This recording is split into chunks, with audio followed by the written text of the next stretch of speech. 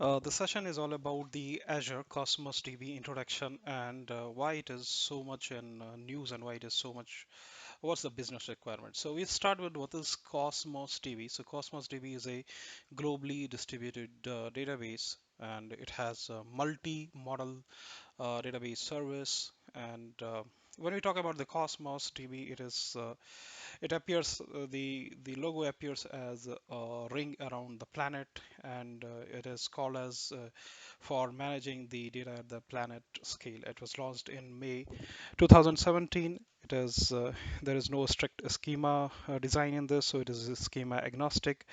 You can horizontally scale it. That's why it is so powerful in terms of the scalability, and it is classified as a NoSQL database because there is no strict schema design in that. Uh, this is one of the biggest problem with the RDBMS, the high transaction. So high transaction on RDBMS causes a lot of things. We are talking about just a few of the negatives, like to obtain the ACID characteristic, it has to log the data, right, to make it consistent. What is the trade-off in this? The trade-off in this is there is due to the concurrency, there is a latency in and some and availability. So if the transactional volume is very high, what you need to do in such cases, the one which we mentioned just now about the high transaction, you can shard the data. When we talk about sharding the data, that means you can scale the data horizontally. So sharding can be very time consuming and challenging, as you see in MongoDB. So to avoid all these things, we have Cosmos DB uh, at the database at the global level. Let's talk about a solution approach, the kind of the thing which we just discussed. So distributed databases can offer a more scalable solution. You can scale it out horizontally. What is the trade-off? Trade-off is when you have to maintain the shards, it is very costly, time consuming.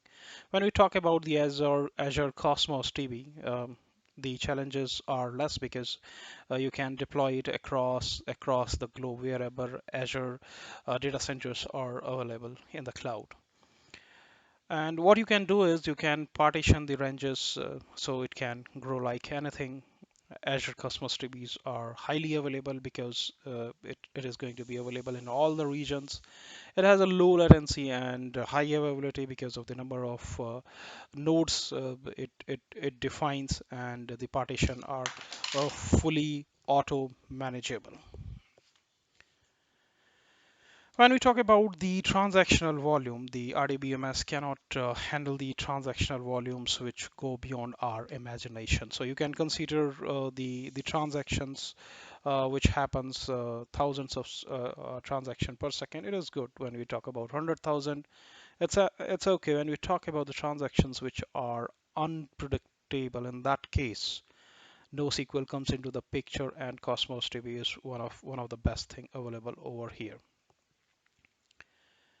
The choice of the Cosmos DB for maximum efficiency, and because it is a managed database, so there is very easy maintenance, and it reduces the total cost of ownership.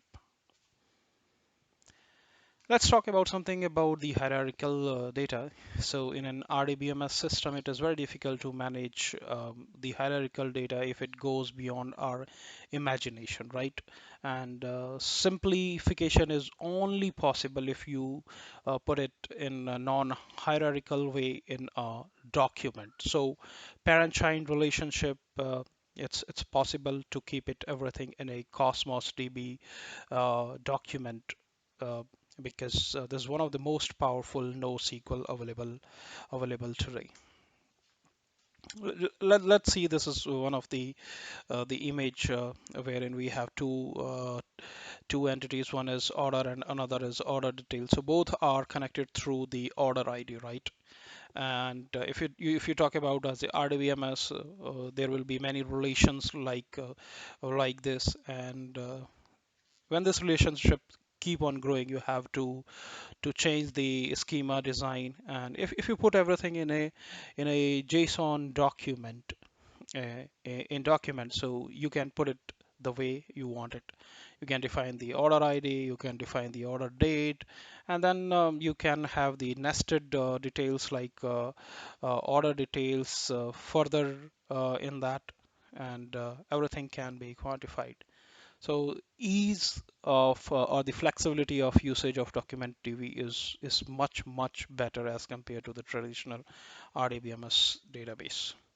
When we talk about the complex networking and the relationships like an employee uh, organizational chart.